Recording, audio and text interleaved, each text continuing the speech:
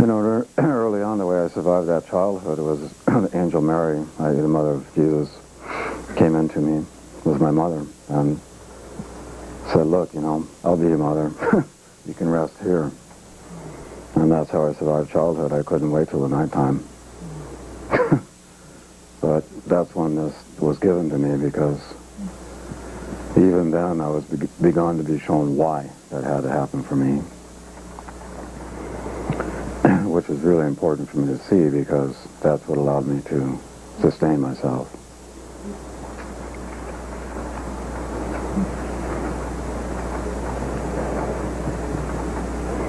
So, now one of the issues that this connects to is, and it's a very serious issue because it tends to connect here to brains that have been conditioned to linear learning, left brain. And this, it kind of goes along these lines. Person A is talking to person B. Person A is saying, yeah, I got raped yesterday. Person B goes, well, you must have raped somebody before.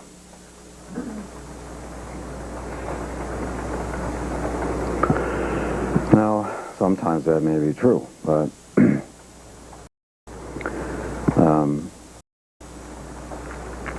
there is two things in this. One, a difference between what's called evolutionary necessity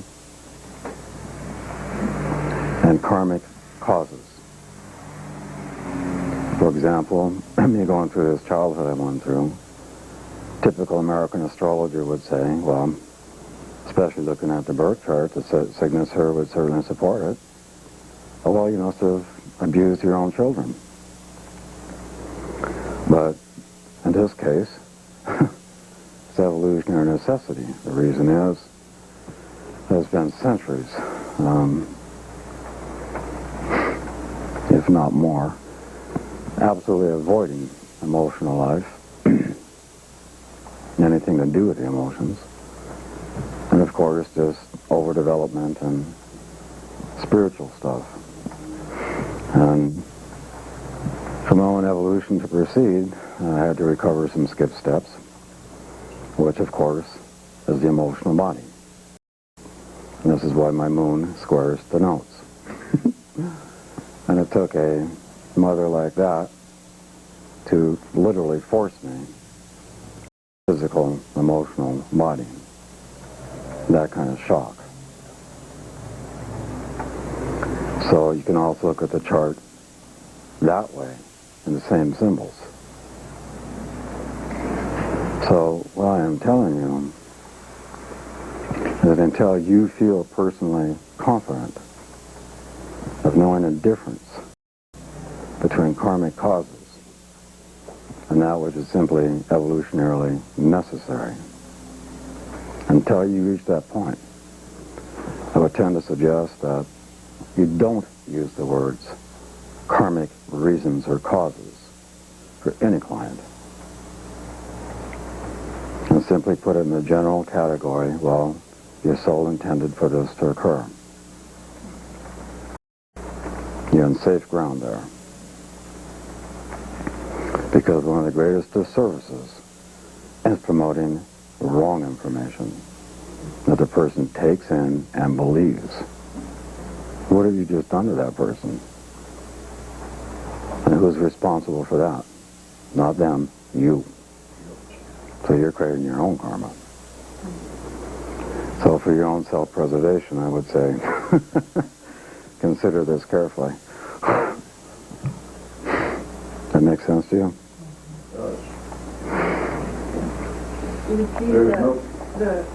Repeat what you said was safe to say again? That your soul is simply intended this to occur, whatever it is. Thanks. Information about past lives, I don't see how it could be especially beneficial to the client anyway. Not true. Something bad.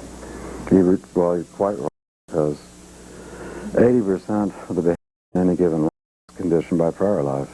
Well, that's true. It is. If you haven't read the chapters in the book that reflects the current chapter you're reading, how much sense is that current chapter going to make?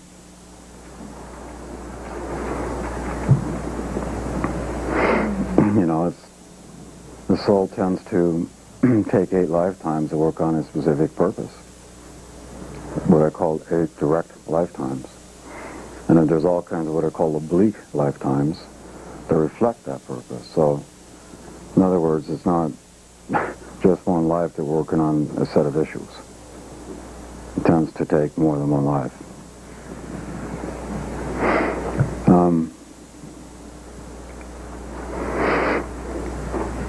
So, Scorpio is all about Pluto, 8 house, about also, given these archetypes, direct correlation to the nature of psychology.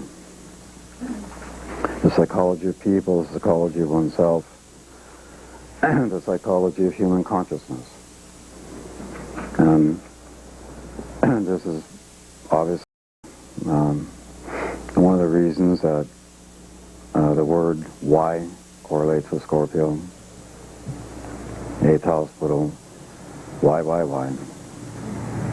And why is a question that demonstrates, correlates, bottom lines, causes. And these archetypes, it's a inward-looking, self-penetrating focus in these archetypes, whose intention is to understand the reason for one's psychology. And then understanding that the nature of one's psychology is caused by one's emotional reality. There's an emotional house connected with Cancer, Pisces. This is another argument where they realize a liberation for the human person is in the emotional body. And it's also the psychology determined by one's emotions correlating to one's sexuality. The reasons for the need to penetrate and understand this. It then, of course, connects to penetrating and understanding, wanting to know the psychology of another and or others. Which is why in the relationships, when you have Scorpio heavily emphasized, that individual requires in-depth emotional communion versus idle, stupid chit-chat that would simply have no tolerance. So they have this psychological effect in relationship. And of course it connects to our choice making in terms of not only our choices in general, issue of free choice, but be careful there. Free choice is it is of itself is limited. And this goes back to the issue of,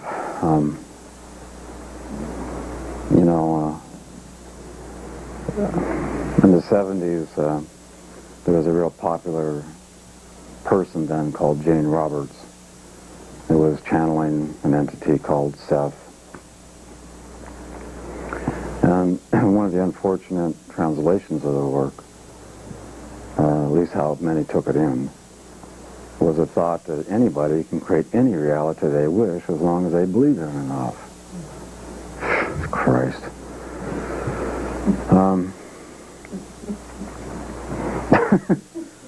I mean, I can sit here and pretend I want to be president of it. So we have free choice relative to the limitations of what is possible for the soul in any given life. That we all have a natural limit. So it's a limited free choice. Via choice making, this also connects to marriage partners. And of course, this is the entire issue of commitment. And to commit, not only commit to a marriage partner, but the general principle of commitment. Could be into anything. This project, that goal, working with these people, so forth. And clearly, when we make commitments to others, and closely with, this would even include making choices to be in partnerships with others at a business level. But in all cases, we're always going to confront the nature of our existing limitations, the nature of who we are, because we're interfacing in a rather close, proximate setting, to someone else's reality. And so we make this confrontation, and the intention, of course, is to examine the nature of one's limitations based on that kind of interfacing with the intent of evolving beyond those limitations. This is why we get married to people. It's why we work with groups of other people, to expand beyond their own stupid subjective reality, which is clearly limited. So we have this here. Within this, we have the entire issue of sexual union with another. And because of the Piscean connection via natural law, this is God's way of trying to remind the human person that it's a co-creator of reality with God. This is the underlying intent beyond the obvious survival of the species. And because of the Piscean connection, as I'm now given the patriarchal distortions, to remember, in this time frame, that in fact sexuality is intrinsically sacred. And that the liberation via natural law, the liberation for all souls starts from the root chakra up, not the crown chakra down, as patriarchal religions want to teach you. Now, meaning employing the vehicle of sexuality to do so. And this is why the word ritual and or tantra would apply to essentially remember natural rituals of a tantric nature that allows one, via sexuality, to not only contact inwardly their own divinity, but of course the divinity of the partner, and to effect a merging of the souls, the ultimate confrontation of limitations, the ultimate confrontation even of a normal fear coming out of the ego, Cancer, the fear of egocentric disillusion, with the ultimate intent of contacting divinity together through the vehicle of sexuality.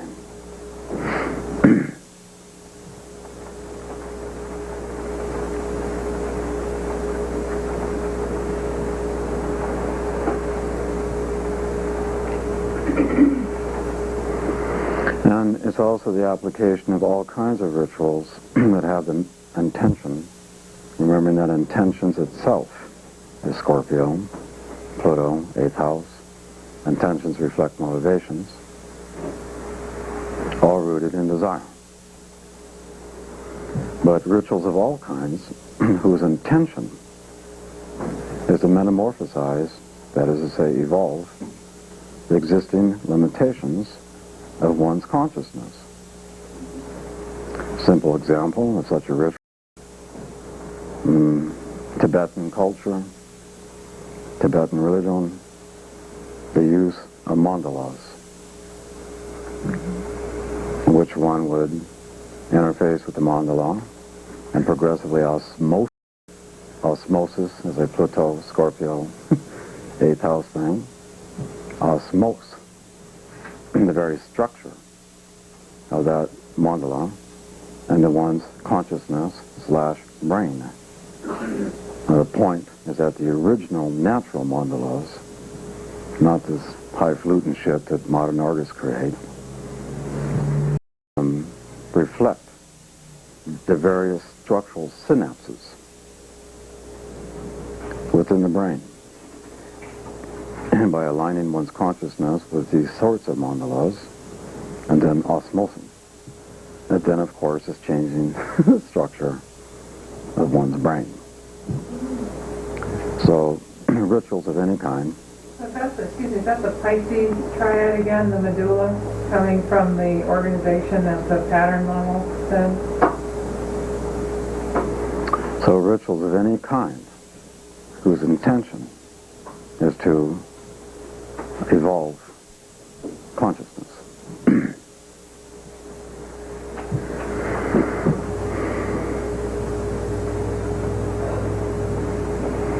Scorpio has a direct correlation with the psychology we call compulsions, obsessions, resistance to change, and then how resistance to change correlates with stagnation, the sense of not growing.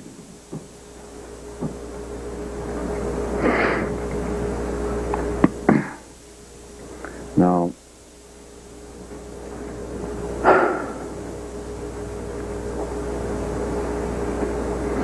the essence of a compulsion, why a person has a compulsion about whatever, is that the very nature of the compulsion has two causes. One, the very nature of the compulsion symbolizes. The nature of symbols is also 8th house, Scorpio, Pluto. Interpretation of symbols is Sagittarius, but the nature of symbols themselves, Scorpio. So on the one hand, compulsion symbolizes something, whatever the nature of the compulsion is, to the person in such a way that the very nature of the compulsion correlates with an ongoing state of changing or evolving their consciousness. Let's say a person had an absolute compulsion for, say, meditation. But there are, of course, many folks on the planet that are self-destructive in nature, based on an inner negative relationship with themselves, fueled by guilt.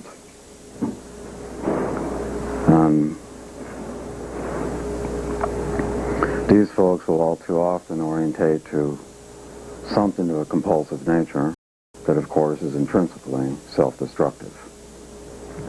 But that will be the motivation.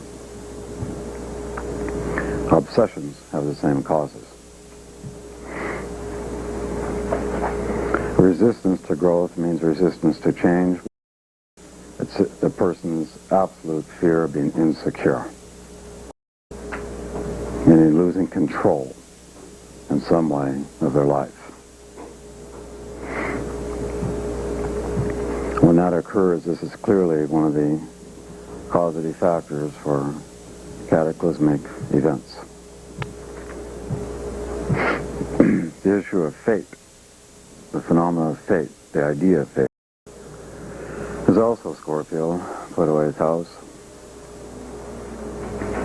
Simple definition of fate is the following. If something is meant to happen in your life, it will happen with or without your cooperation, and no matter what you do or don't do. Simple definition.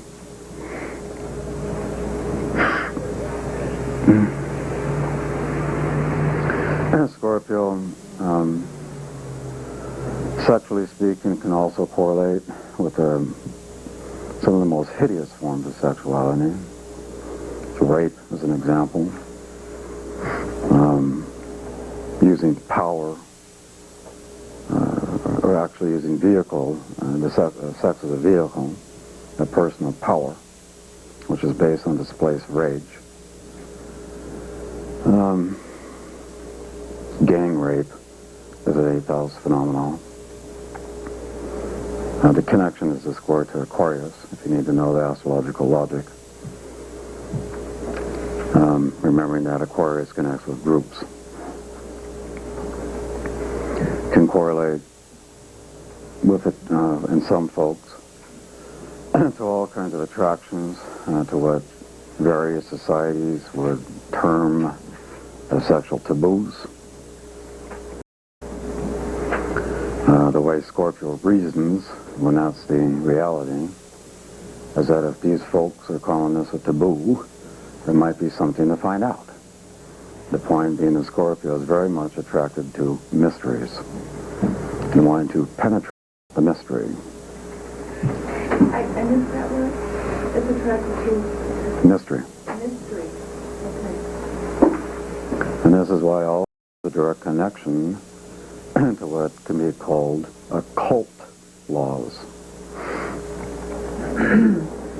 That simply means hidden laws. So the need to penetrate and to understand. And as a result of this, the need to manipulate. Manipulation is also Scorpio. Manipulation can have positive motives and or negative motives. To manipulate such laws, which can also be a positive motivation or a negative motivation. And this is why you can have simultaneous application through Scorpio to white and black magic. All kinds of things now fit this, i.e. Wicca. Keeping in mind this precedes Sagittarius, so it's what would be called nowadays pagan religions. Various forms of trying to divine things. I Ching is an example. Remember the connection to Pisces. And the like.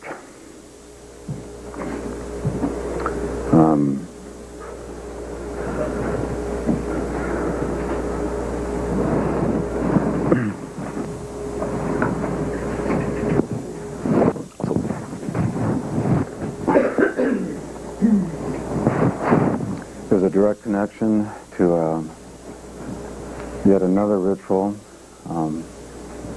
linked with a physical discipline called yoga. Phenomena of yoga is 8th house, Pluto, Scorpio. Obviously, the word here is union. And there's, of course, various types of yogas. Again, the intent of which is to expand consciousness.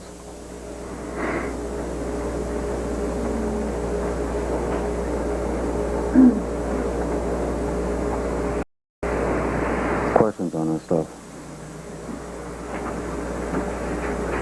Yeah. Thanks.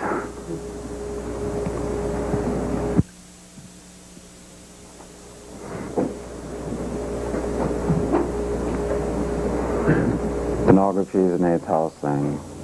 I do have one question. You're talking about in terms of psychology and the role of how the root of psychology, psyche is soul, and how in an evolutionary condition where we are now, soul is out of psychology. Is that the Pluto, I mean, you know, psychologists don't acknowledge soul in it. Is that the Pluto and Leo crowd now bringing soul back into psychology? Yes. Absolutely. Because remember, you know, that crowd has Pluto in Leo. And there's a need to creatively self-actualize. That's the impulse. So you can clearly see this generation has a bit more awareness of where things are coming from than the Pluto and Cancer crowd.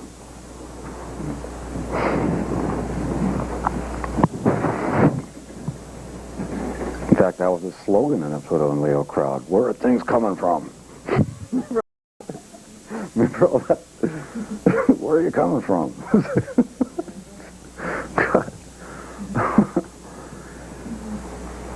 Any other questions on it?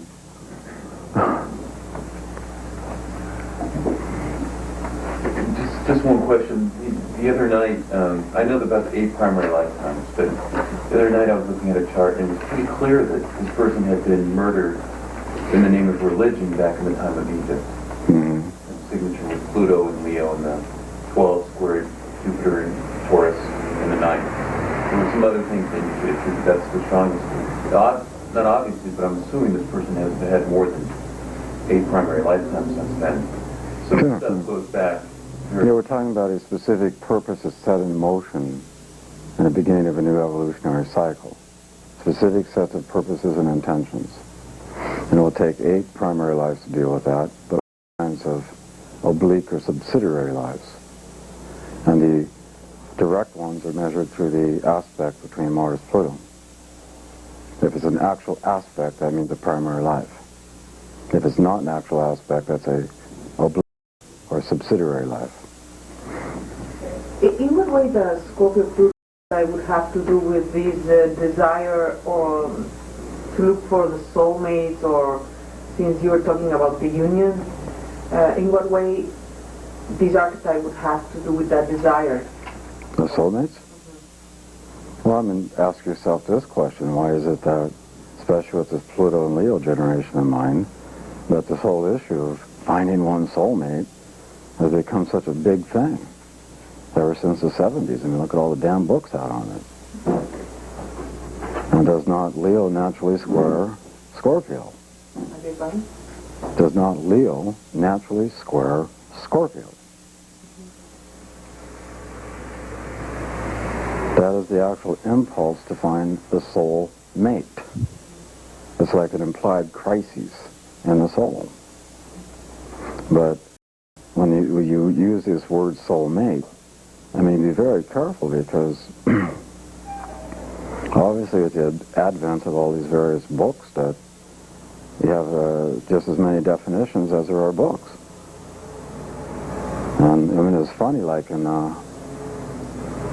late 70s, early 80s, it's like every person coming through, almost every other person coming through the counseling door had 2 charts in their hand. Is this my soulmate?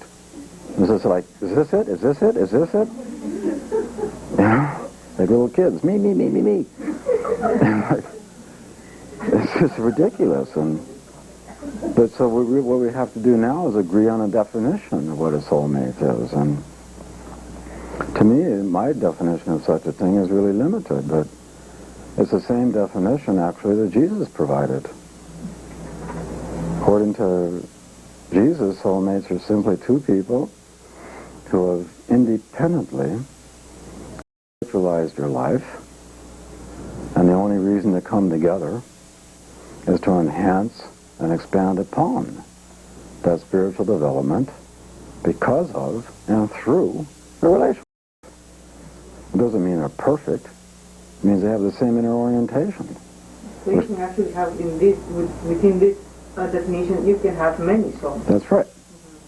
Which then implies, obviously, the vehicle of unconditional love, because of the commonality of the spiritual bottom line. And what would be I don't know if the word is different, but what would be the relationship between the same soul? We'll get into that next time. We're going to be going through relationship types, and so let's hang on. Can I ask kind of a easy question? But subsidiary life, or Greek life, is that like kind of a vacation from doing hard work? Or That's a vacation relative to the life not being direct, i.e. your face being put in the poop.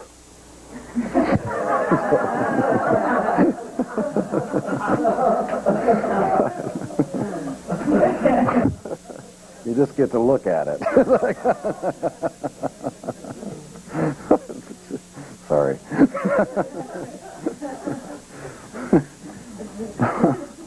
Tends to work, though, as an answer. You get it.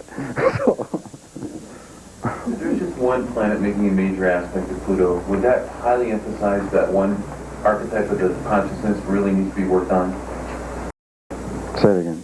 You know, say, for instance, there's lot of indication of a primary lifetime. You know, Mars is not making any type of major aspect of Pluto, but there's one planet, say Mercury or something, making a hard aspect of Pluto, and that's the only one. Would that indicate that those issues from past life are coming up? You were brought up, like, single-mindedly focused on this lifetime? Exactly.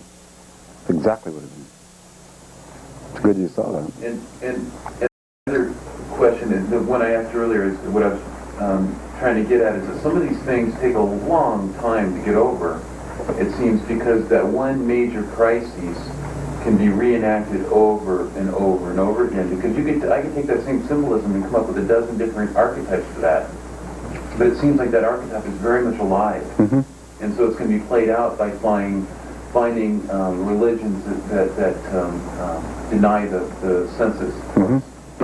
You know, so I mean, it's like, you know, it seems like, you know, you can find maybe an original cause, but it's just going to be replayed over and over. The original cause goes back to when that, in your example, when that first Pluto-Mercury would have had a conjunction.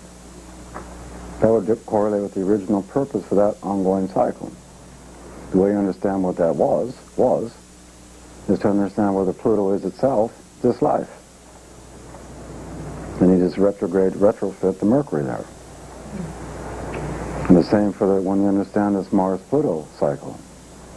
The original purpose of that Mars-Pluto cycle was demonstrated again where that natal Pluto stands. You back up to Mars, retrofit.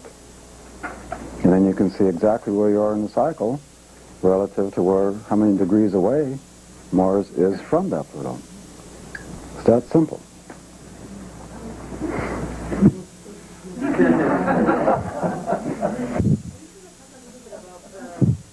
Pluto is the past life dynamics. How can one actually understand that in the chart? I'm sorry, I said lost in my private amusement. I'm sorry. I was wondering if you're going to say a little bit about how Pluto is related to past life dynamics, or because everybody has mentioned a lot about Pluto in regards to past lives and the nodes, and I was wondering if you're going to... That starts tomorrow afternoon. So, any other questions or comments? It's true that the script for your life is designed on the astral plane before you're born. In that case, how much choice do you have in the selection of the mate? In other words, is that mate a part of the script that was made? Everything is. Every detail. In other words, your choice is made before you get here. And there's parameters. Obviously, in any life, we have parameters, and that's where free choice comes in. Can we find that information in the Akashic record? Yes. That's where it always... Right. In what? In the Akashic? Akashic records. What's the origin for the Pluto Mars? What's the origin For Pluto Mars conjunction indicating a primary life? you're safe to use 10 degrees.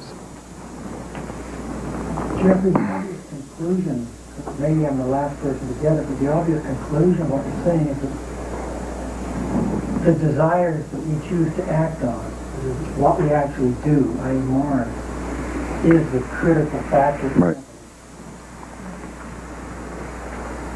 Because what we're really talking about, if you think about it logically, is Mars is going to connect to our subjective will, that's coming out of our ego. The soul is the will, but as the will is determined either through reinforcing separating desire or will that is wanting to return. And this also then connects to how we interface with the will of other people. And the will factor in our body, chakra system-wise, is the navel chakra, the very center of the gravity of the body. Look at that. And this is where, on a chakra system level, at some point, we make the choice to either cooperate and align ourselves with higher will, Pisces, or we continue to resist We continue to conflict with the wills of other people, the impact on us. Why do you think so many folks running around in the Western world have stomach problems?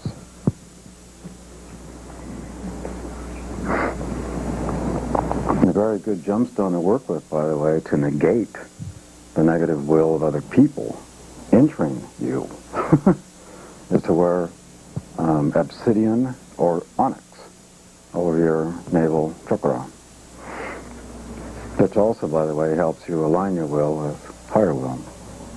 Very powerful.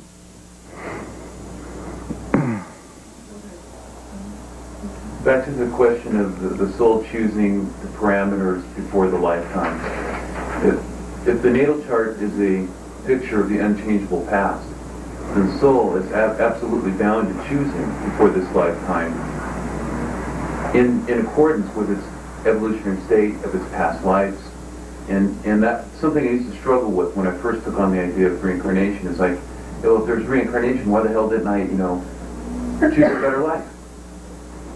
So even though the soul is choosing simple parameters, they must fit its past. You know what I'm saying? The past is creating those parameters. Right. Well, the soul is not alone in creating the script. There are other souls that assist, wouldn't you say, on the astral plane.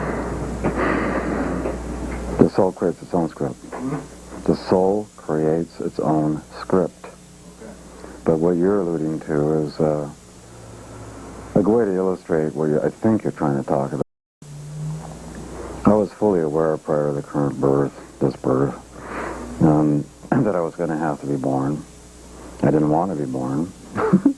Absolute resistance. And this is where higher will now applies, although I had made the script.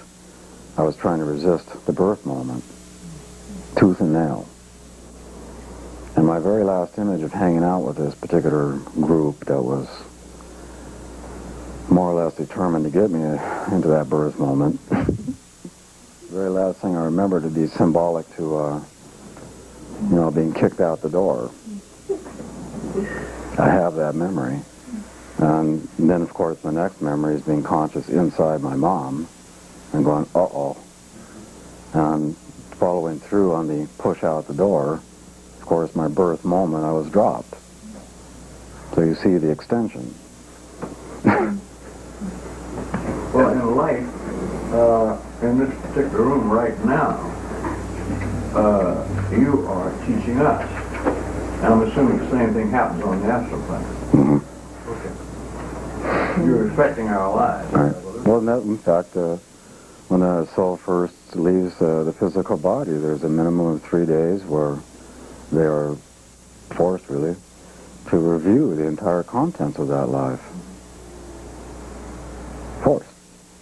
Which then, of course, sets up the parameters for the next time around. Well, there's a good chance some of us will meet you on the astral plane. You bet. We'll have a good time.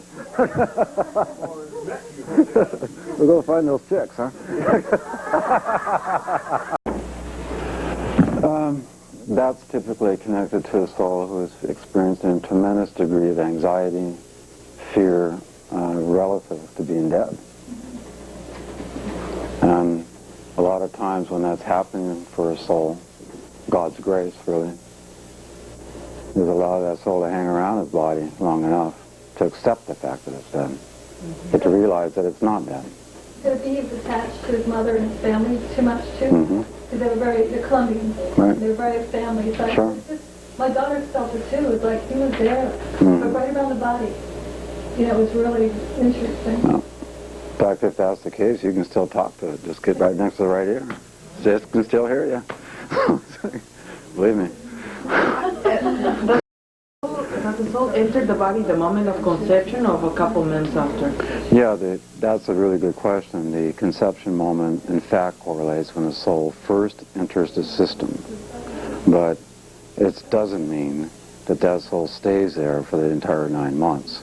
Some souls do, some souls don't. There's combinations therein. Right.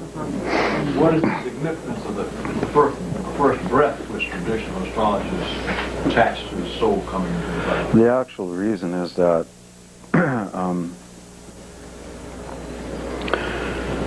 because when we're dealing with an atmosphere here, and at any specific moment in time, that atmosphere correlates with the totality of the specific nature of the electrical magnetic vibration at any moment in time, which is linked with the planets, in such a way that that imprint of that moment relative to that vibrational keys the soul.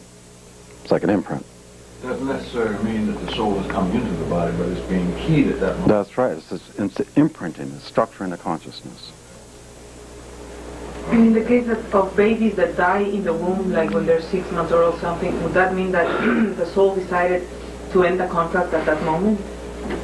There's no one answer for that. That can be a answer. Before we leave the subject of the soul, would you say a few words about ghosts?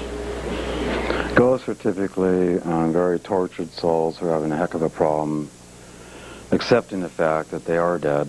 It's a soul who's felt cheated by the fact of their death, and it creates kind of a anger at this, and this then equals staying as a ghost. They are still on the earth, or trying to be on the earth. They come and go They don't know where the hell they are. in many ways. It's like an existential void. Can a person actually destroy their soul? Can a person ever destroy No. their soul? Like, In one sense, I would say yes, and that's when the soul makes a contract with evil. so without like trying to judge a Hitler, just using him as an example. So he would still have his soul. Hitler? Hitler made a contract with evil. And some souls will do this because it goes right back to one of the Scorpio problems called power or powerlessness. And a lot of souls that make these contracts are obviously souls that are feeling a high degree of powerlessness, and that sets in motion another Scorpio problem called vindictiveness, linked with rage, wanting to get back at people or systems, that it's through Piscean connection, feeling victimized. And they want the power. And sometimes souls will then get seduced really by evil. The way evil captures any soul is through seduction. One of the typical ways it seduces a soul is to, of course, promise the proverbial moon, and meaning and telling that soul it will gain supernatural power. Now think of those words to a soul that has had no power from their point of view. And they are given those powers. But in another common way that evil manifests is through the vehicle of sexuality. It's a common way. And the point within this is that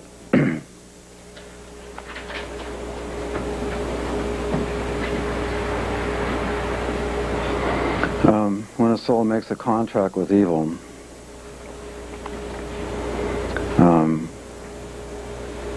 that soul can never be released from that contract until evil itself is destroyed.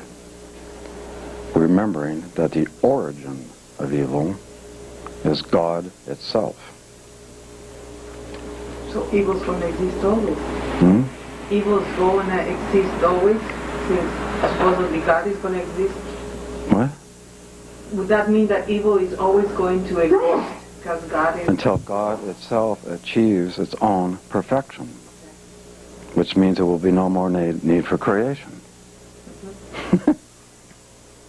So you would say that Hitler's soul no longer exists? This soul exists. It made a contract with evil. Or it's just a matter of where it is? Well, I mean, think about this through reverse evolution, if you will. There's even evolutions of souls once they made the contract with evil. You can have a consensus state soul making the contract. You can have an individuated soul. You can have, in quotes, spirit/evil soul. And these are simply based on how close and how much power they are realizing relative to the original evil.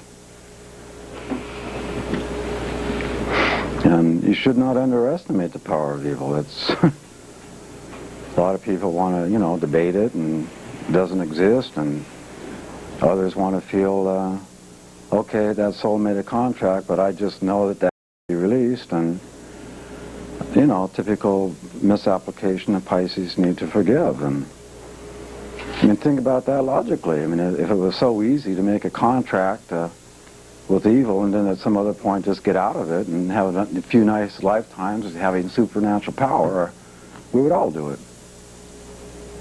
And that's exactly why it cannot be released from the darn thing. Do we also make contracts with the light then? Hmm? Do we also make contracts with the light instead of the evil, the other side? With God, you mean? Yeah. All souls have made a contract with God because all souls come from God. It's obvious. God made the contract. So this issue of what you call good and evil is also reflected through these archetypes, or God, evil. It's right here. And, you can look at any horoscope and figure out pretty easily where the person's most susceptible to the influence of evil. And the way the evil operates in people's lives, most people don't even recognize. 98% of the influence of evil is not even recognized or seen by a person. It's operating some, in quotes, invisibly. Or so it seems. Remembering that to be invisible is Pisces.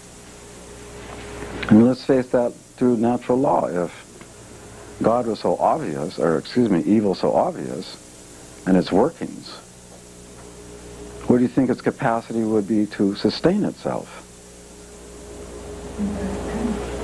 Remember that the very nature of evil's existence is dependent, totally dependent, on people maintaining their own personal delusions, illusions, separating desires, anything that will keep the soul from God. The most common way that evil operates, one concrete way for you to know it in your life,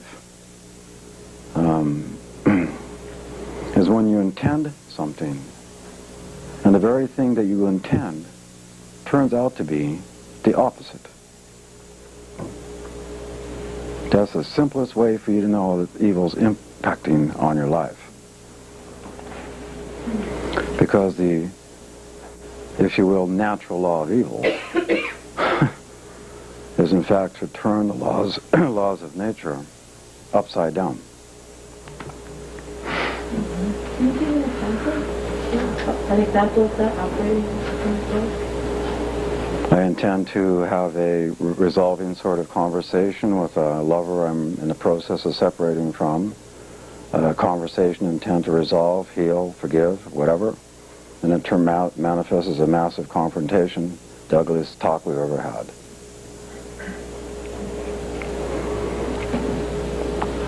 People's bad wishes and people's envy could also provoke that evil in your aura, right? Our influence of evil comes through Scorpio and Pluto, 8th house. And there's, when you look at stressful aspects between Pluto and whatever planet, this is generally going to correlate with where evil can influence one. But we also, nowadays, have to begin employing the use of asteroids. Have obviously been demonstrated to mean something. And one of the asteroids I would really suggest you monitor is the asteroid Lucifer. As we speak, it's right now around 13 Aries. And what's so astounding is it has a 3-year cycle, meaning it's going to spend 3 months in each sign. You start putting threes together, you're going to get 666. Think about it. But if you just monitor this and do your traditional astrology thing, which means correlation and observation, you'll be gaining some knowledge here that no other astrologer has. And we had some pretty dramatic events around this last time, didn't we? Jesus, that was something, boy. The last time we did the Pluto school, there was a certain day where the asteroid Lucifer had retrograded to Aquarius. And on that very day, in the context of a group astrology experience via a Pluto school, remember? That was very interesting. I don't know anything about Lucifer the asteroid, but if I can go back to what it again, going back to my Latin, that it means light bearer. So this is what you have always said too, that the solution lies in the problem. Right. So it is always, there is no place where there is darkness, but Right. sometimes the light is just to show you how dark it is. Yes. That's Lucifer? Right. Okay. Okay. Wait a minute. Let's have a little break. And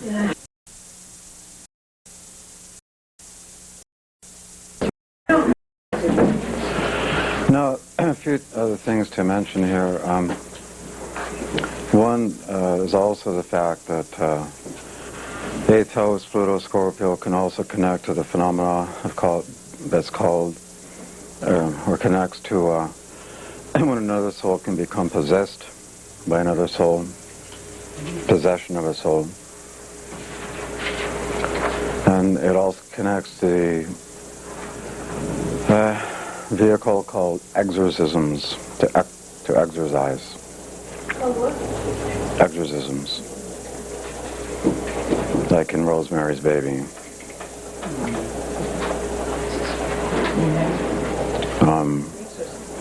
And there's actual rituals that do that.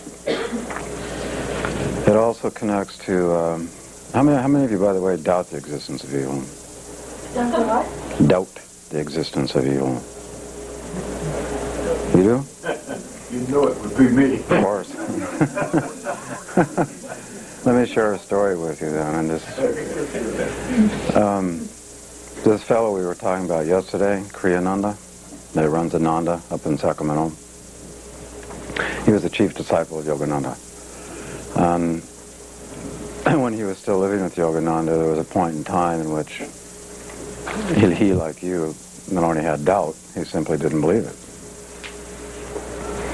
And at that point in time, he was living in a tent on the grounds of Mount Washington. So he decided to do a little test for himself. He had, of course, Saturn and Scorpio. And said, okay, if there's really such a thing of evil, then I want some sort of proof of this. And right then and there, of course, his tent becomes surrounded by an energy that so thoroughly scares the shit out of him, plus the smell of sulfur. He literally thought he was going to be killed. He was so frightened. This is a man with Saturn and Scorpio. Hair standing on end, buildings being shaken. And so he had his proof all right. And right after that, as he's at most fearful, of course he calls on Yogananda and, take this away. And of course as soon as he asked this, it's gone. And he got so afraid after that, then on the inside of his tent, like wallpaper, he put pictures of Yogananda.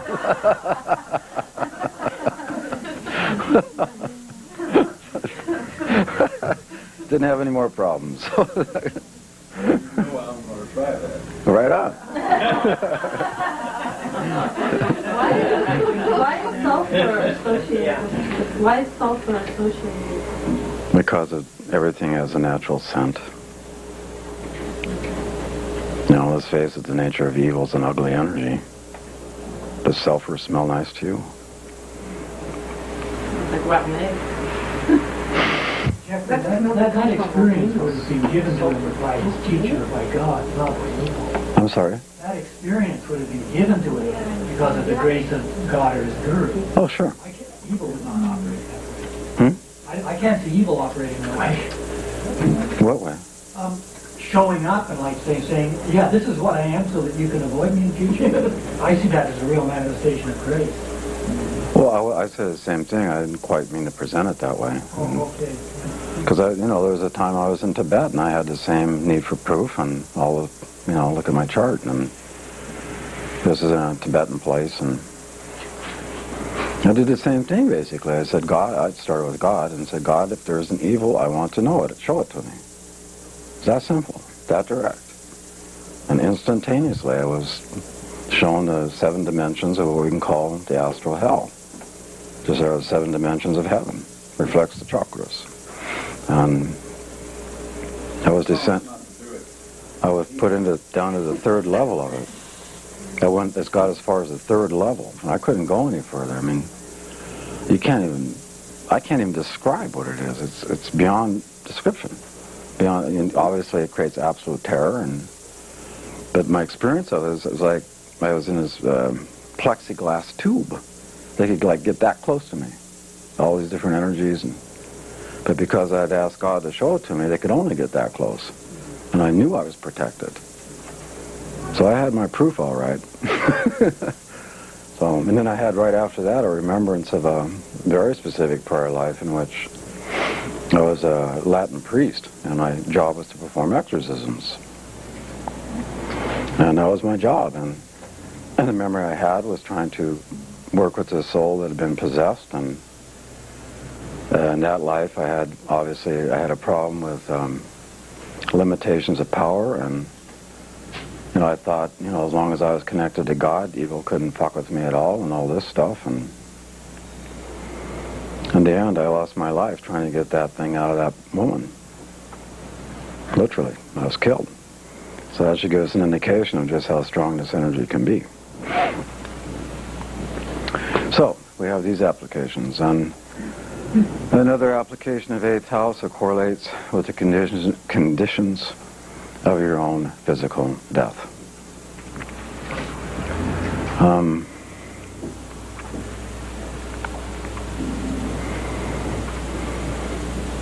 Make a simple example just to illustrate that. Let's say you're looking at chart X and you have Uranus standing in the 8th. In all cases, that will correlate with an individual that has extremely quick transition. And a soul that generally will have anywhere from 2 to 4 weeks inner notice prior to their passing. And they will tend to prepare themselves for that passing. Just an indication to give you an idea. It can also, of course, connect to the sudden unexpected ending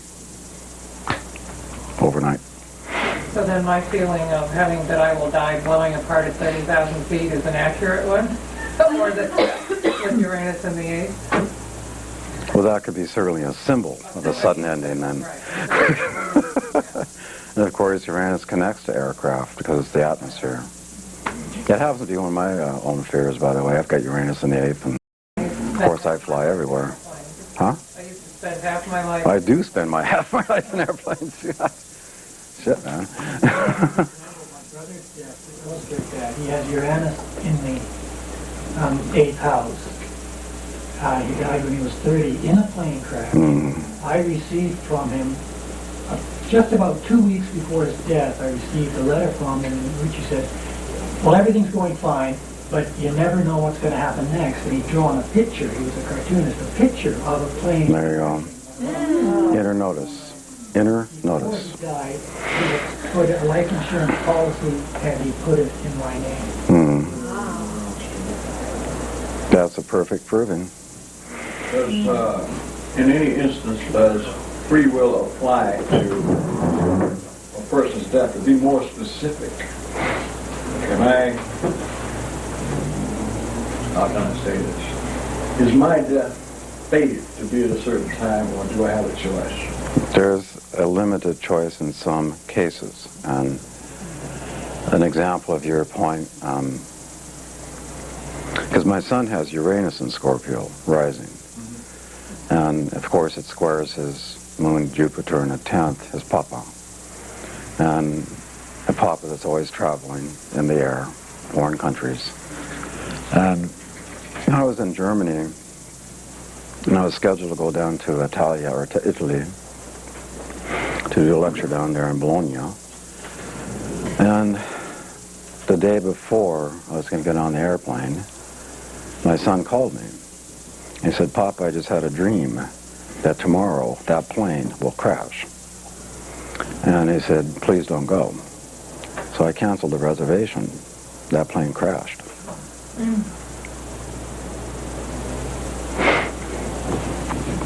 So that would answer your question. Well, there's so many questions I have involved in this that it shouldn't be in the class. So, see you later. About the choice of death, I also heard that in Tibet they say that we can be in different kinds of cycles where we may die, and so they may sort of order. The answer to what you're right, and what this means is that generally speaking, a person goes. There are things in astrology called death aspects, and generally, the norm is that any given person will go in their life through 3 or 4 death aspects throughout the life, and this is where this issue of choice making. But this itself is a problem in astrology because there's certain Zarathustra-like astrologers that want to play God, and will look at a client and say, "Yes, on this day, you're gone." I mean, this is, to me, normally my suggestion to you is, because people will ask these questions, and my suggestion to you is in all cases, unless you get an inner direction to the contrary, just tell that person that's between you and God. It's not my job to tell you. I heard a story of an astrologer who predicted his own death. And the clock was about to hit 12, so he shot himself. Be wrong. Sounds like Richard Eidemann, actually. An old-time astrologer that did just that.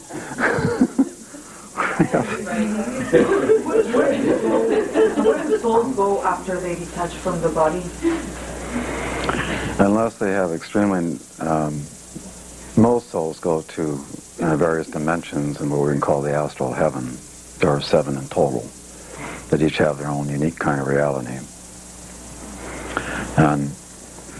But however, there are certain souls that, based on karmic causes, a classic case will be Hitler, and even for souls that don't make contracts with evil based on certain behaviors, will go initially to the astral hell. And this is a very deliberate intent by God.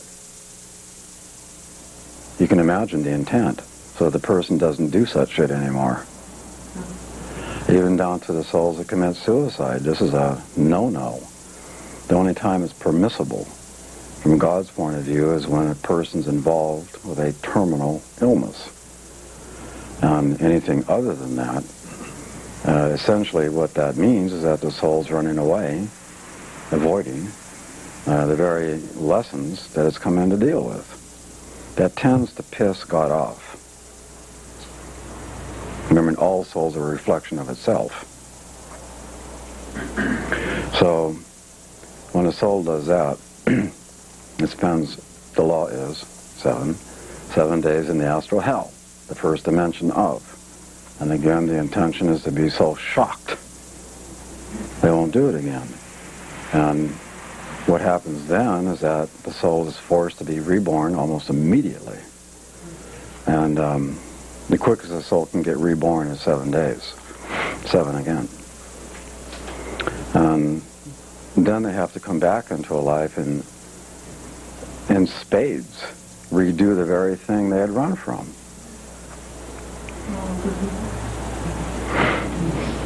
The only other time it's permissible is, like, say, in a case of, let's make an extreme example, Jews in the Holocaust concentration camp, they know that these Nazis are going to come and do something awful, and they choose to kill themselves first. That would be permissible. Is the angle of the infant jump associated with that?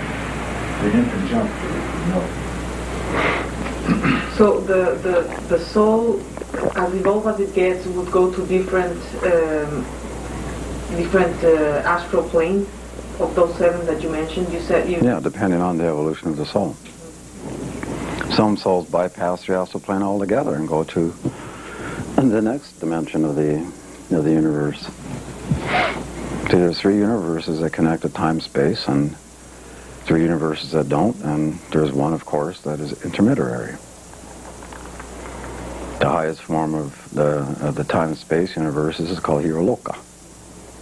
And that's when the soul has evolved to the point of literally being able to create universes out of their own will. So. Where does this universe fit in? It's the most dense of all. Yeah. Would the 7 levels of heaven and 7 levels of hell correlate to starting at the 7th level of heaven, greater and greater delusiveness, separateness from God? It's, in a way, it's like that, because each universe has its own specific reality. For example, the issue of sexual intercourse and sexual experience is really relatively rare in the context of the total creation. Relatively rare.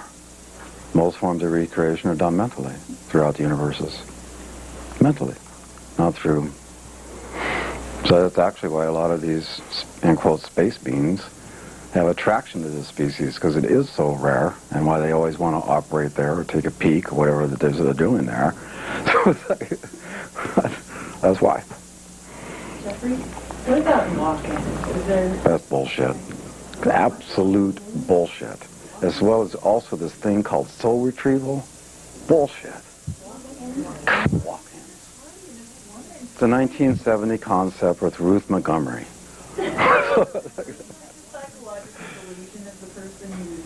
That's a way of copying out in one's life. Walk-in? What does it mean? Oh, it used to mean I'm just coming into this particular life just to observe it. I'm not going to get involved with it and hang out and check it out. And jeez. When you were talking about exorcism, and I worked with someone once who said that he said that to get rid of something negative. I'm not going to necessarily say evil, but he was, because I don't know if he was talking about evil, but negative.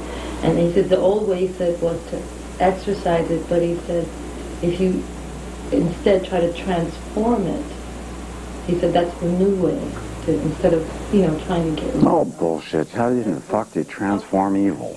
Well, that's what This is another idea of people's ideas that are loony, and they think that, oh man, sorry. Think about it logically.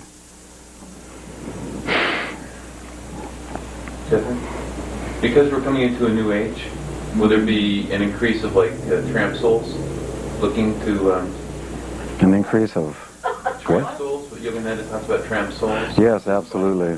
That's right, and that's actually one of the causes of why so many people end up getting pregnant now without wanting to become pregnant.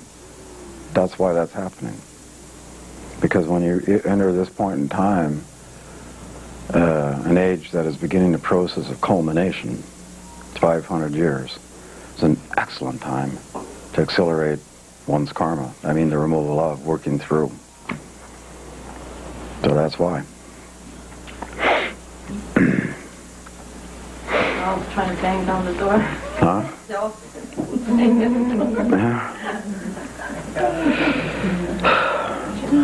Exorcisms, that's the only way to remove evil, and that is actually possessing the soul. But I'll tell you, when you are literally involved with the ritual of an exorcism, what you experience is just, it's almost beyond description, what's actually happening. that's also why I said I don't know if he said evil. That's why I said that. I think he might have just been talking about negative. Any soul that possesses another soul is intrinsically evil. It's already made a contract. The fact when about what David asked, and you said about the Trump souls, Does it mean that this transitional time is the most important times of every era? Of every... Yes. Why would that be? Why would Because an age is culminating. All the paradigms are coming to closure. Yeah, but Becomes concentrated, intensified. in terms of the evolution of the soul, though, in what way the concentration of that energy is going to help that soul? Because it's also creating concentration of that person's specific dynamics. Once you concentrate them, you arrive at essence. That's why we chose to come, I guess. There you have it. So, let's get into some of the anatomy and physiology.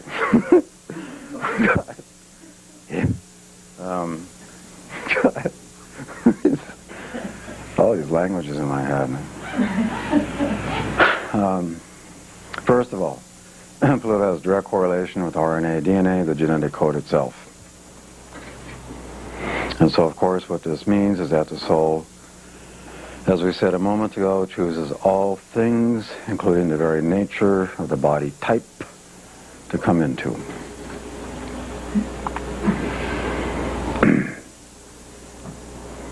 And of course, you now see the principle of evolution linked at an anatomical, physiological level. Obviously, the genetic structure of life evolves. It correlates specifically to what are called polymers that are at the end of the sequence of each RNA, DNA string. And it's these polymers that, in many, many ways, as we get older, progressively degenerate to the point where an essential function in the body, the transmission of enzymes, begins to get degraded. And this becomes a causative factor for death. The point is that the soul programs genetically death. And we should really take this to heart because there's a bunch of loonies, really, trying to intervene in this process ever since Neptune went to Capricorn. And Pluto transited Scorpio at the same time in this delusive quest for genetic immortality. I can't imagine a bigger illusion in my life. This is the human being trying to play God. But I would just ask you this question. How many of you like to wake up and see the same face for the next 1,000 years? With the same set of problems? That sounds sadistic to me. And yet these people are trying to... That's bizarre. It's an unbelievable fear. Pluto also correlates with all the enzymes within the system. With Mars, co-rules all the acids in the system. It has a direct correlation, Pluto does, to the pancreas and digestive enzymes and the role of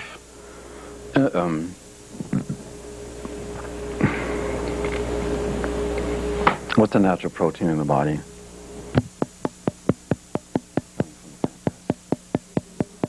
Insulin, thank you. And the levels of insulin.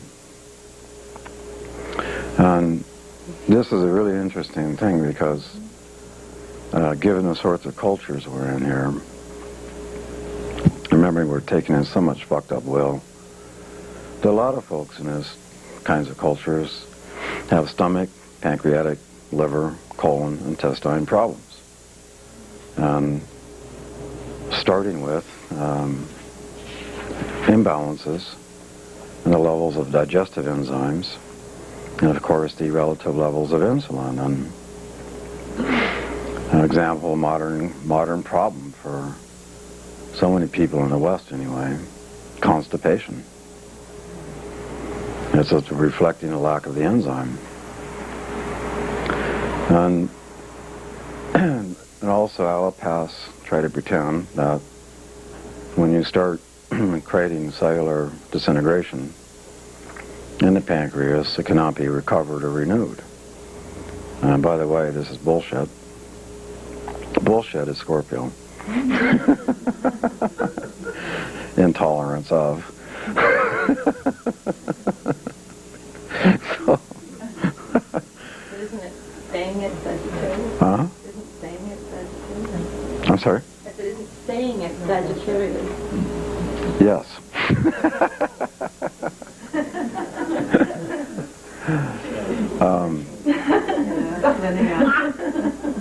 Another important function I forgot in Scorpio, it connects to when we misapply trust into another. When we misapply trust into another, in order to experience emotional betrayal, loss, and abandonment. Sometimes the evolutionary cause of that is to enforce Taurus, self-reliance. Sometimes that's the cause.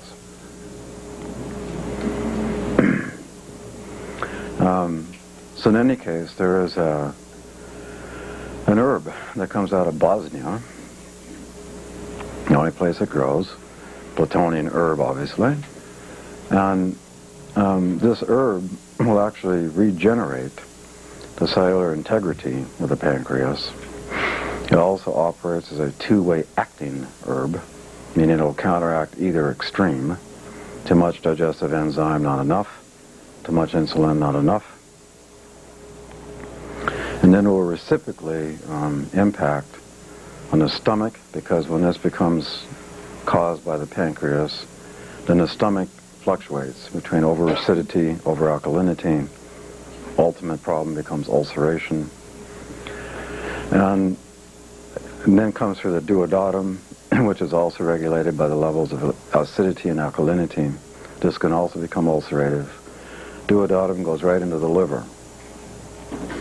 And one of the primary functions of the liver is to detoxify the red blood cells.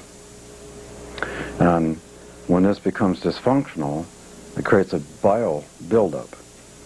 And the liver can't do its job. And at that point, the symptom is feeling nauseated for no real reason. The symptoms for the pancreas, if there's too much enzyme, it creates diarrhea for no apparent reason. If there's not enough enzyme, constipation for no apparent reason. If there's too much insulin, it's somewhat analogous to drinking too much coffee. And then it will react to the opposite extreme, not enough insulin, and there's an absolute sudden loss of energy, and one feels like a yo-yo. And then this then comes down into the colon and the intestine, and which are ruled by Pluto. And what happens here is that there can be a progressive compaction, that's not English, where the fecal material becomes compacted. And when this begins to occur through Plutonian osmosis, toxins are now injected into the bloodstream. And in time, this will begin to depress the immune system. Remember, the immune system is regulated in astrology through Pisces. So you see the connection back through Scorpio here. And as toxins get progressively injected into the bloodstream, depressing the immune system, then of course the system's weakened, all kinds of things can begin. It can also be a causative factor of ulceration of the colon and the intestine. They will finally manifest as rectal bleeding. And before that, it will manifest as various forms of colitis. It can also generate and promote the growth of abscesses or tumors on the colon, in the colon and the intestine, some of which are called polyps, which can become cancerous. It has a direct correlation to the appendix. The appendix used to be connected to the immune system. And when you have massive disruptions in the pancreas, what will finally trigger is a blowing up of that appendix.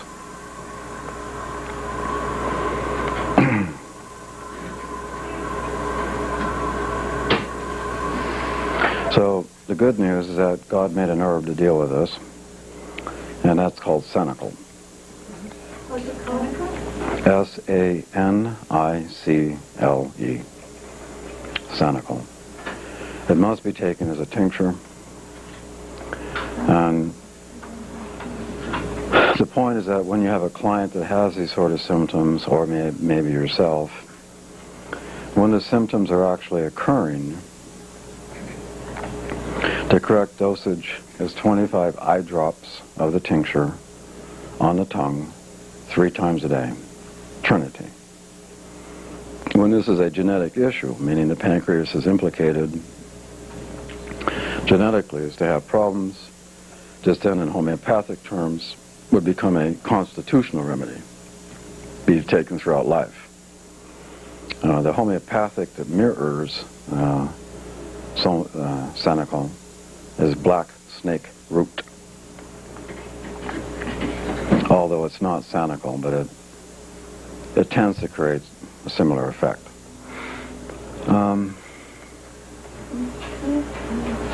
Would a person who has, just because I keep hearing the immune system, a person who has HIV would have a lot of these symptoms? Of course. Because then a person's going to get AIDS mainly through a sexual transmission, yes? Or a penetration of their vein by and so the whole issue of virus, bacteria, parasite, this is Scorpio. So these herbs would help someone with HIV? So these herbs would help someone with HIV? Yes, with those specific symptoms of mine. Yeah. But it also helps for another reason, because see, in the old days, in the old European herbals, sanicle was listed as what they called, in quotes, a cure-all. And they didn't know why exactly, but the reason is that Kundalini, fits sanicle to Scorpio, also mimics the action of Kundalini.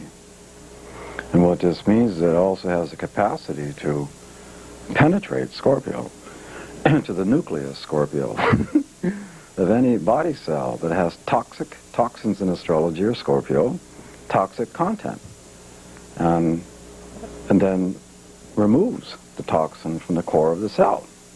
This is why it was called a cure-all. It's also the ultimate secret to the health of the body, is the health of the colon and the intestine. This is why people in the East for thousands of years took inner showers, daily cleanses of their colon and the intestine. You know, here we are in the West with our external gods, so we just clean the outside of the body. Is there a certain company that you would recommend that makes it? Yeah, there's a company up in Washington State called Gaia, G-A-I-A. You have the number, don't you, David? And they make a really pure sanicle. And does the sanicle merely mimic the Kundalini, or does it also help? Mimics. In fact, Kundalini itself is, of course, Scorpio, and that's the biological basis of evolution, Kundalini. Jackie, do you ever plan to write a book on what you're talking about right now? Sounds like that could make one hell of a book. You mean a medical health book? Yeah. Well, have you already done it and I don't know about it? No, and it's weird because I've never studied medical things, or I've never even read a book on anatomy and physiology. And yet, I've got doctors coming to me for precise diagnosis. And that just shows you that when, there's books in the sky, so to speak, and so what I need to know, I read up there, so to speak. It wouldn't make a hell of a book, and I'd be happy to type it for you.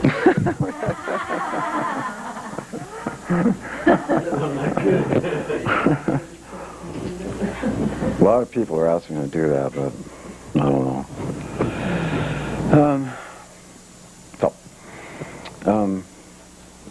Pluto, yeah. Scorpio 8th house obviously has a direct connection to fecal material, the nature of one's feces, A lot can be learned, by the way, about the health of the body, right there. Never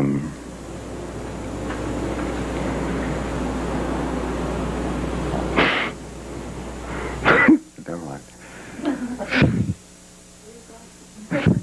No, they're playing jokes with me right now. They want me to talk about something. I don't want to talk about it. Virgo is actually the intestines, but Scorpio is the product eliminated through them. Is that the elimination? The actual, is that the distinction here? Obviously, shit is essence. Right. The essence of toxin. So I'm trying to get the difference between Virgo. Virgo is the... Virgo's peristaltic action. Okay. Species is the bottom line.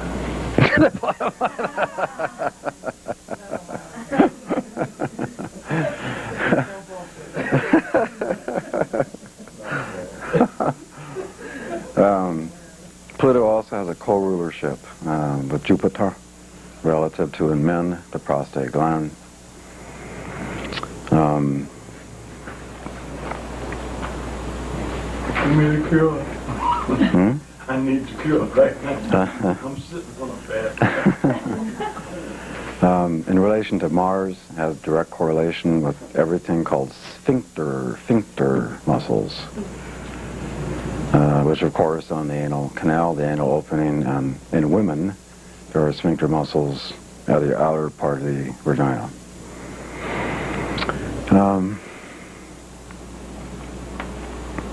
In women, Pluto combined with Mars equals the clitoris.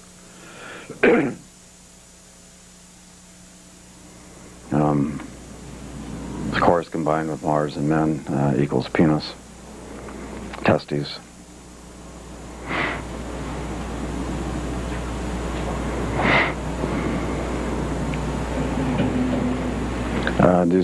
There's a thing in the system called gonads, Pluto.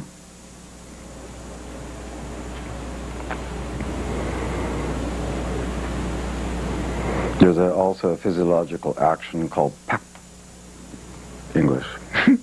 PEP. PEP. Peptic. Peptic? Peptic action. Thank you. Christ, where these words come from? Can't they help you? Peptic. I've never even heard this word, huh? They don't help you translate. No, I've got it. Well, they struggle too, and somehow we find it together. I've never even heard of that word. That's the first time I've heard of that word. Peptic. Peptic. Stomach? Something like that? Hmm? The stomach? Peptic action has something to do with enzyme formations. Acid called peptic acids. Yeah. It says how, thank you. It's how enzymes interface and what they produce through the interaction. Peptic action. Right. Oop. Now I know what it is.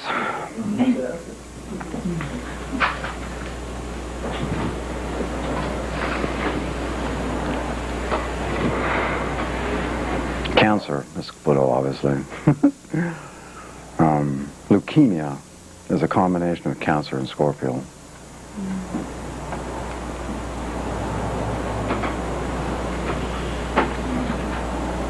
All genetic defects, obviously, are Pluto.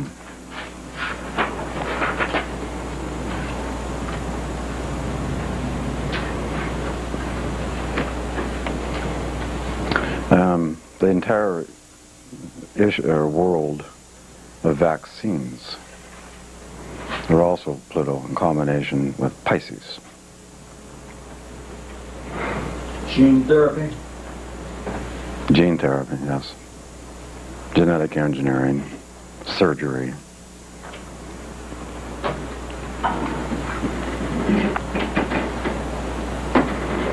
On a chakra system level, it co-rules the navel chakra with Mars, and is linked also with the root chakra, which has 3 layers.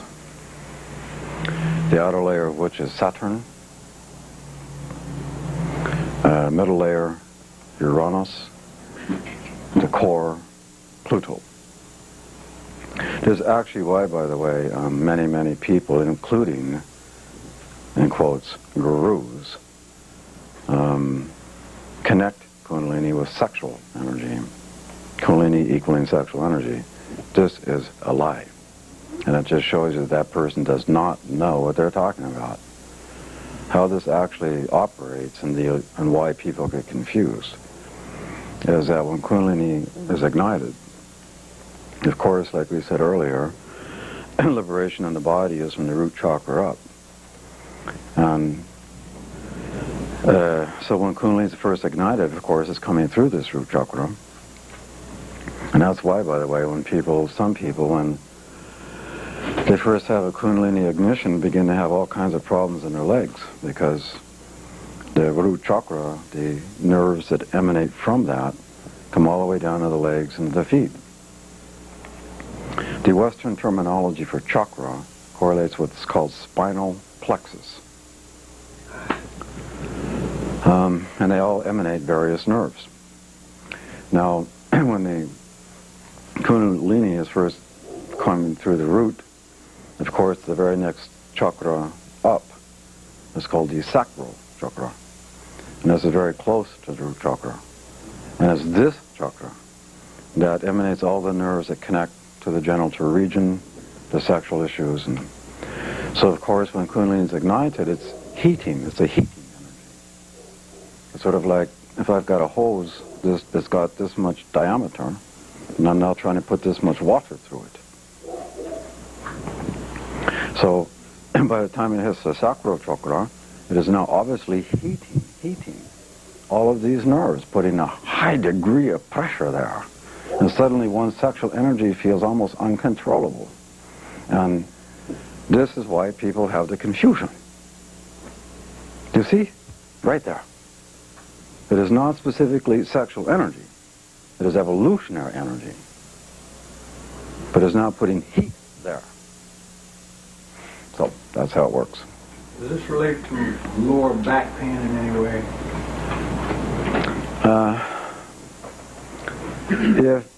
It can cause lower back pain, but you have a real sense that the origin of that pain is not the back. You have a sense of the energy being below that, so to speak. And because, again, the reason it would occur here, this goes right back to the will issue.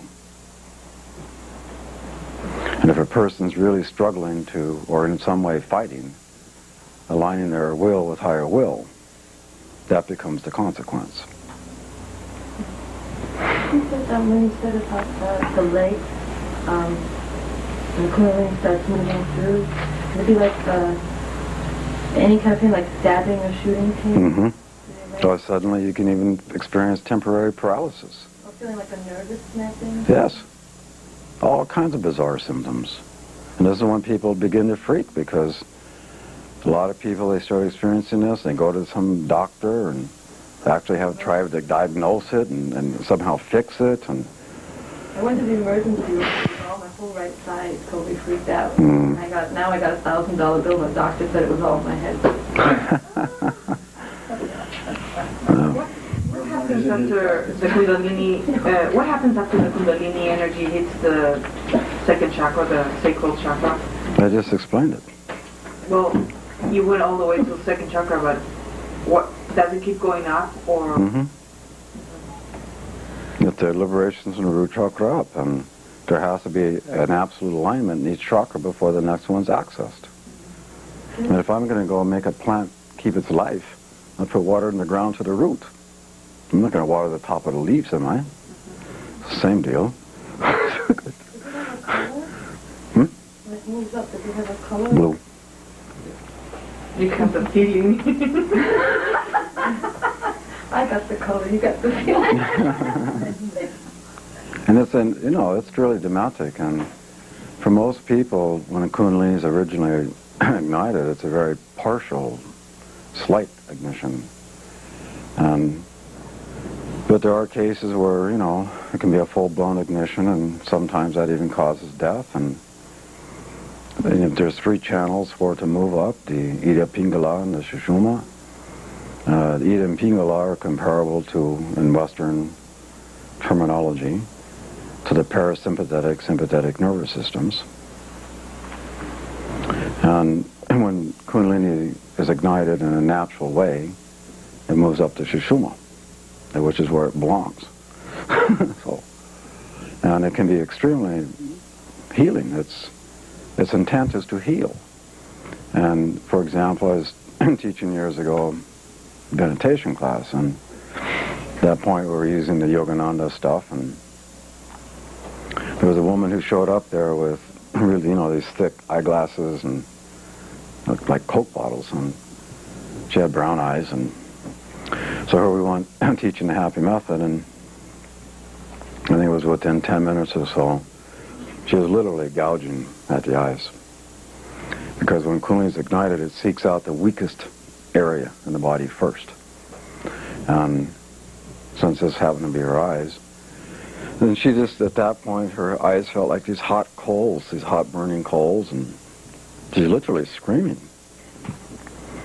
And I knew right away what was happening, because clearly Kundalini, and I looked into her eyes, and I saw that she had a lot of contact actually with Yogananda in other lifetimes, and therefore a lot of familiarity with the technique. And therefore, once she did the first implementation of it in this life, boom. And but here's the bottom line: within 2 weeks, she had 20/20 vision, and her eyes went from brown to blue. The release of Kundalini and the after effects.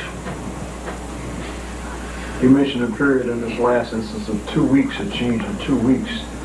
Does this change sometimes extend over much longer time, perhaps? Sure, it can be 20 years, it can be 5 years, it can be a month, just depending on each person. Is it the longer it takes, does that mean the more you're blocking it, or the more you're issues? No, that means what you're evolutionarily prepared to handle. If I put 20,000 watts through a 5-watt bulb, what's going to happen? So when physical manifestations stop, that means that the Kundalini is released? That means it's done its job. Beg pardon? It's already done its job. Oh, it's The done? final manifestation of Kundalini in consciousness is you create a dual consciousness. You totally shift the center of gravity from your consciousness, from the stump ego to the soul. And that's where you're coming from. And at that point, what your reality is, what you actually see through your physical eyes, are two realities. It's no different than going down here to the beach when the sun is half below, ocean half above. This is what you look through the eye, because you're in your soul. Yeah. So in a way, it's like the wave in the ocean. On the one hand, you participate in your specific individuality, but you're not limited or stuck or caught by it.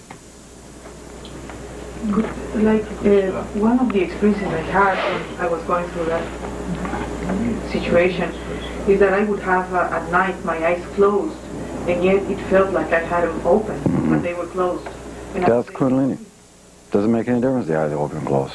Yeah, that's what I was the sound, because their eyes were closed, but it felt that they were open. And then be prepared for your next step. The next step sequentially in an archetype is, the next step from there is that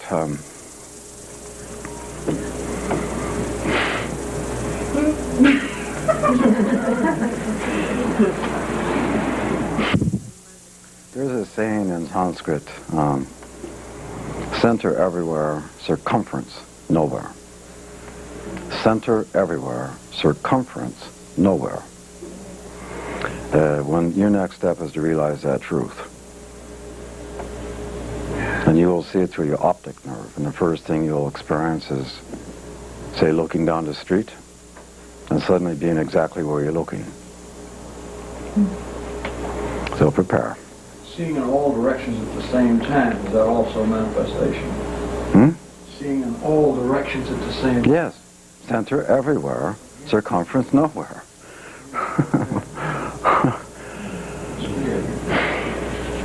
Jeffrey, I've read and picked up somewhere amongst all my bullshit behavioral conditioning, but somewhere along the line that the energy goes up, But then to reach the final integration, it needs to descend and integrate through the heart. That's right. So if that movement of Kundalini from the base chakra to the Sushumna from the top chakra, that in itself seems to me to represent some sort of transcendent avoidance on some level, if it stops there. It doesn't, well, some people can make it stop there because of their beliefs, but if they're defined by natural law, it's doing just exactly what you say. It comes right back down to the heart, and it's integrated. The emotional body. Huh? Some people say it's supposed to go out of the crown, go out of the head. It's not true. That's just man making another erection.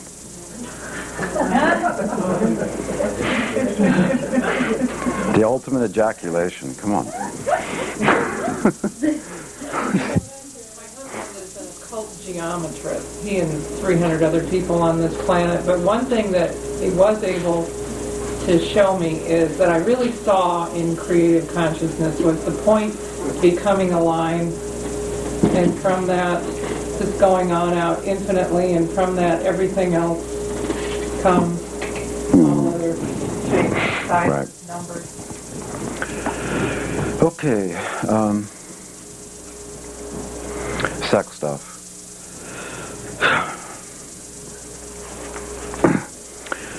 Scorpio runs the range from, obviously, sex as sacred vehicle to access divinity, which is his ultimate intent, obviously, to the most gross forms of sexuality that you could probably imagine and beyond. Think about that. To me, as an example, I don't mean to appear judgmental, and I'm sure people have needs for this, and that's fine, but an example of that form of Scorpio sex would be, you know, these folks that like to have shit land on them. Somehow that's a sexual event for them. That kind of stuff.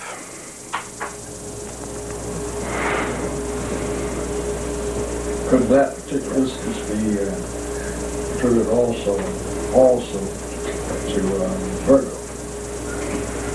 How to keep the crap on? Yes, in the sense that one is linked with masochism and the need to be humiliated. And golden showers and all that good Right. The golden shower routine is obviously the moon.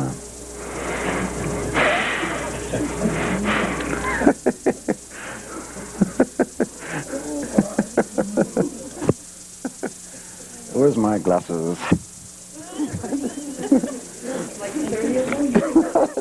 What? Well, we can just bypass that. I'll be perfectly happy. Jesus, I hate this shit. I have to teach it, but I just can't deal with it. Sexual depravity, I think we've covered all the shit. I'm sorry? Sexual depravity. Yeah, there you go. In other words, from the highest high to the lowest low. That's Scorpio. Heaven, hell. And of course, the whole issue of sexual compulsion, sexual taboos, attractions to pornography, sex as power, the phenomenon of rape. Necrophilia. No. No? Mm-mm. Because it's... That's, no, you're right. Exactly. I forgot what that word meant.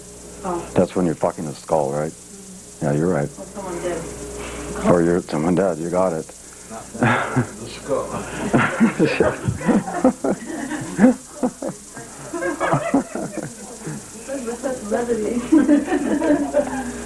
But see, this is also, let's face it, given we're in a patriarchal time, that this is one of the primary vehicles that evil can truly capture or influence one.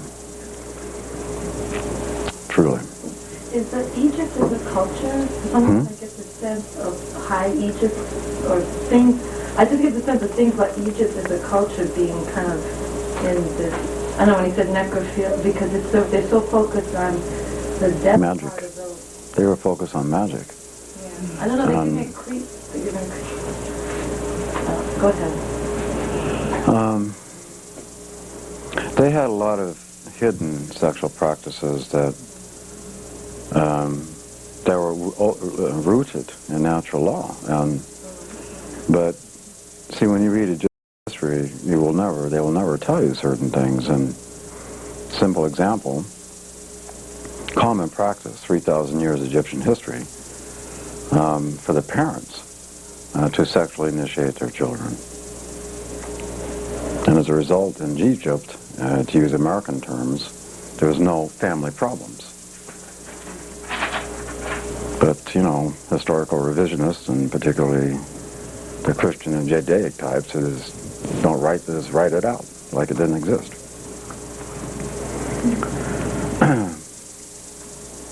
You know, what's interesting, of course, is Egypt, astrologically speaking, is on a Taurus line.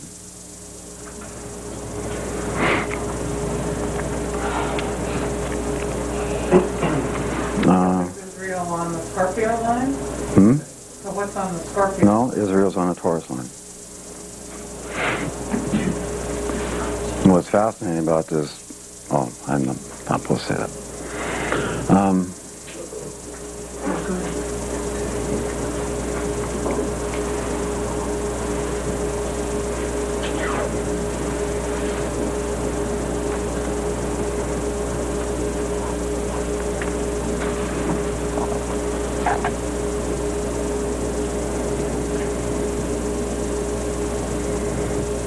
So, I think we went through Scorpio.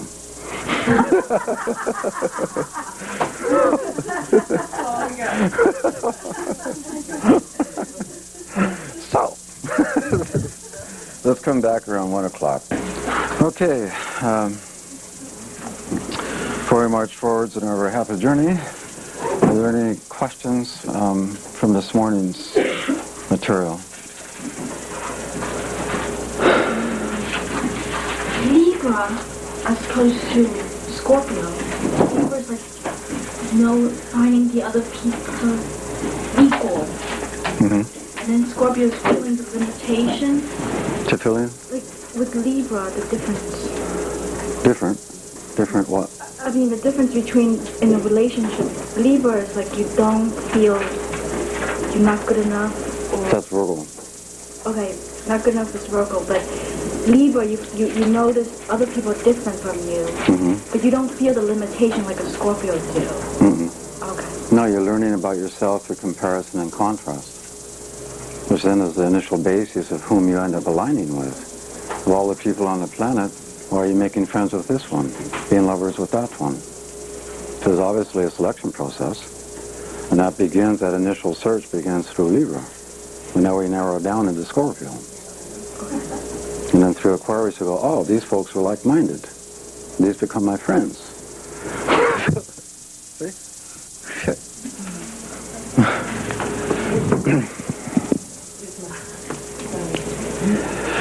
Okay, any other questions?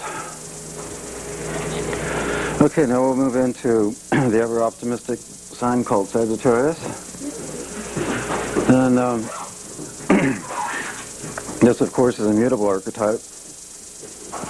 Connects to the element fire, Jupiter ruled, and of course Yang. So here again, you really see the energy moving out from the center. There is, in fact, real no check here, like Aries. And if we look at this at the deepest level, from this point of view, Sag, energy moving out to the center, we want to now connect this to the actual symbol of Sagittarius called Essential. And we can also then see in this symbol that it's the awareness within the human organism and that it's connected to something larger than the Earth. It makes us aware of a sky and what is behind that sky, i.e. planets, which then connect to a thing called universe. So given the natural square to Pisces, this sets in motion in all human beings the ultimate meaning of life search, meaning how do we explain the nature of this creation? So in essence, the search for the truth. So the idea of truth would then apply to all aspects of Sagittarius, the truth of anything. And from this point of view, the cosmos, this is exactly why, relative to the patriarchal transition, remembering the Gemini polarity, we now have a diversity of belief systems on this planet. And when things were understood through natural law, there was, again, no belief systems. In essence, only one cosmology, which is defined by natural law. So, think about that. So, relative to patriarchy, and as this thing progressively takes over, you will find, if you study these things deeply, that the nature of any belief system, the origin of, i.e. coming out of this continent, that country, is a reflection of the geography of that place, i.e. Aboriginal Australians dreaming. So, now if you think about that more deeply, you can actually now see a connection back to natural law. Beliefs determined by geography, geology.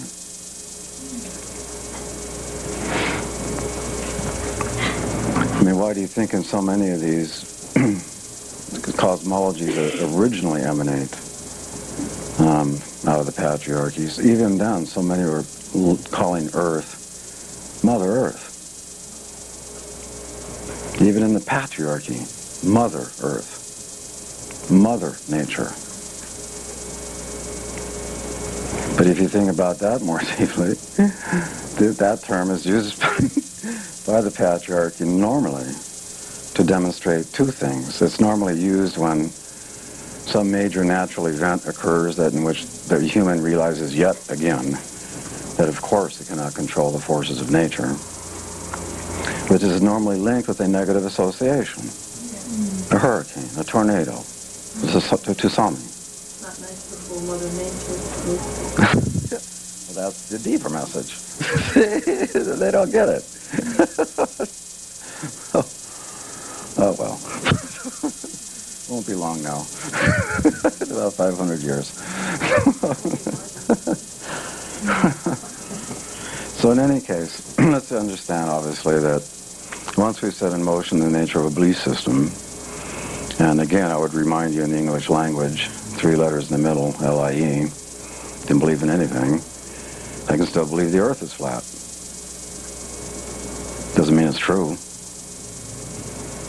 I can believe if I wish there was no Holocaust. Many people do. Doesn't mean it's true. I can believe I'm God. Personal belief. Doesn't make it true. So there's clearly a difference between truth and beliefs. So remember, however, that the nature of beliefs, when you have them, of course, will absolutely determine how you interpret reality. The nature of phenomenal reality. And that belief system, by way of interpretation, will permeate every aspect of your life. How you understand any given event. Now look how dramatic that statement actually is. What if you've taken in a belief system that is so far out of alignment between that which is intrinsically true versus that which is not? You've set in motion a reality that is predicated upon absolute delusion that you've considered as real. And this is how you're experiencing yourself, others, the planet, i.e. absolute state of delusion that you consider real.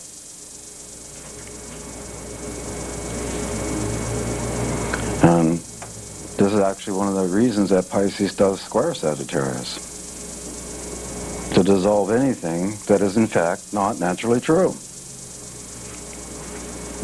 This is exactly why when so many people who hold artificial belief systems experience great disillusionment when relative to that belief system, when in fact that belief system that they are using, according to those belief systems, should not allow whatever the nature is, the event, that's creating the disillusionment. Think about that. How many in this room can say honestly that you've never found yourself angry at God in this life? I can. You can? Yeah. Good for you. The majority of people on our planet would raise their hands.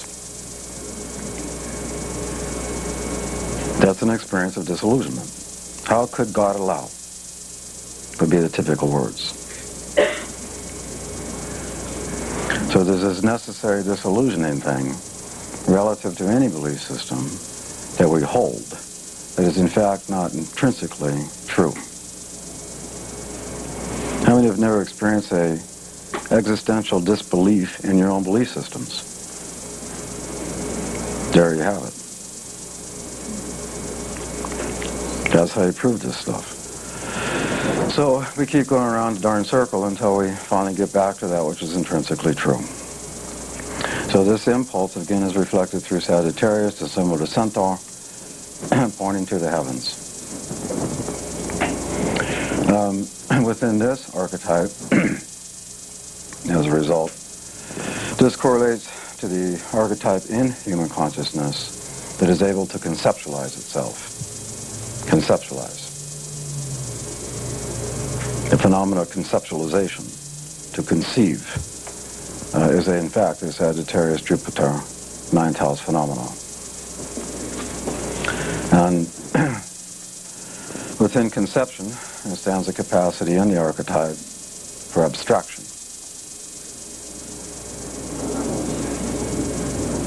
To abstract. This is exactly how we construct our happy cosmologies. Do you understand how it works? It works this way in all of us. Now, because we have the connection to that which we call truth, it also correlates with what we call principles, the principles of life, or the principles we are defined by. In most cases, one's principles are functions of one's beliefs, which then become your principles. If you have a heavy-duty Sagittarian emphasis in your chart, one of your underlying principles throughout your life is a principle of honesty at all costs. Would that be morality across the board? Mm-hmm.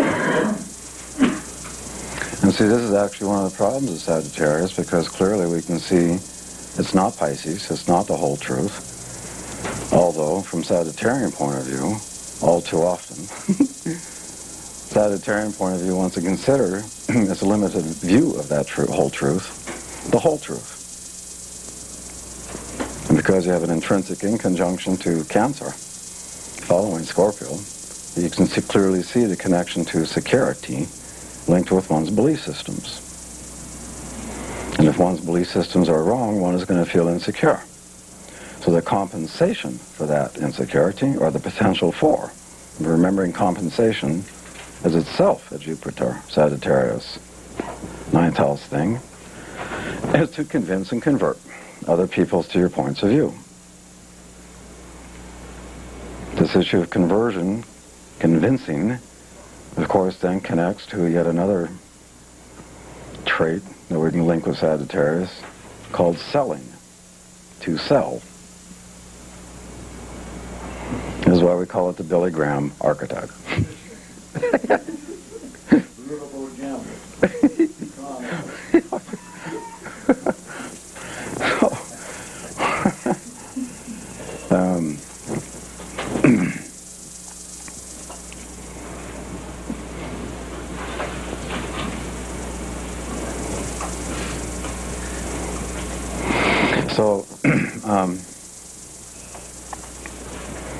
If we start stepping this down, you can now see one of the connections you read in Ever Happy books, higher learning, i.e. university.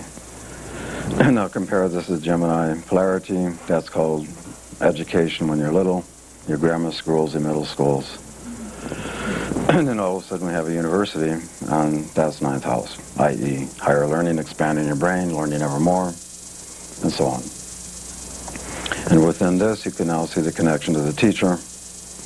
Everybody on earth has their own natural teaching, so to speak, or that which they wish to teach. Even in teaching my son how to change a spark plug, that's teaching. So we all have teaching. And as the teacher archetype is in fact Sagittarius. It also connects to the notion, from a spiritual view, of what would be called the sage, or In fact, the word for Jupiter in India is Guru. They don't call Jupiter Jupiter, they call it Guru. You can see what this implies. And in combination, all of this equals an underlying energetic in consciousness through Sag called restlessness. The impulse of Sagittarius is to grow, grow, grow, grow, grow. Every minute's an opportunity to grow from the point of view of Sagittarius. And one of the nice things about the Sagittarian energy, the purity of, it always sees a reason for whatever. Can always somehow understand why something is happening and see the very best in why that's happening, even if it's a horrible event. The famous silver lining in the cloud.